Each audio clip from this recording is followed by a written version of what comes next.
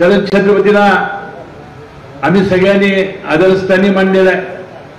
त्यांना मी विनंती केली होती, कृपया आपण या वयामध्ये ही निवडणूक न लढवली बरी होईल, कारण तुम्ही आमच्या आदराचे स्थान आहात। निवडणुकीची यंत्रणा पुढे प्रचाराचं पातळी कशी घसरत जाणार आहे हे आज आपल्याला माहिती नाही।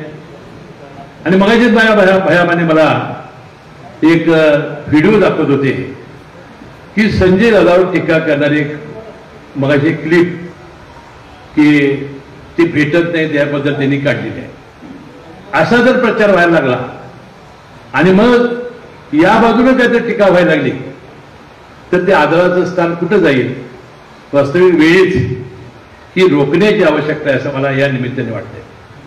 मी त्यांना आणि त्यांच्या प्रचारकांना विनंती करतो, कृपया महाराजांचं स्थान अबाधित ठेवायचं असेल या निवडणुकीमध्ये तर आपल्याला अशा प्रकारची टीका करून चालणार नाही।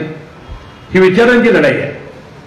एका बाजूला नरेंद्र मोदीला पंतप्रधान करण्यासाठी प्राध्यापक संजय मंडलिकांना निवडून द्या, या देशाच्या या राज्याच्या विकासासाठी शिवसेनेच्या उमेदवार संजय मंडलिकांना त्यांच्या धनुष्यबाणाच्या समोर बटन दाबून निवडून द्या असं आव्हान करण्यासाठी आम्ही आलेलो असताना आपली मतं पटवून द्या। वरच्या पातळीवर तुम्हाला काय भाषणाने टीका करायची असेल करा, परंतु व्यक्तिगत जर टीका जर झाली तर विनाकारण शेवटी हे प्रचारक अनेक प्रकारचे अनेक घरातले असतात, आपल्याला मानणारे लोक असतात आणि त्यांच्या भावना दुखावल्या की पातळी घसरणार नाही याची वेळीच दक्षता या मंडळींनी घ्यावी एवढी विनंती मी प्रेमाची त्यांना करतो। एबीपी माझा, उघडा डोळे बघा नीट।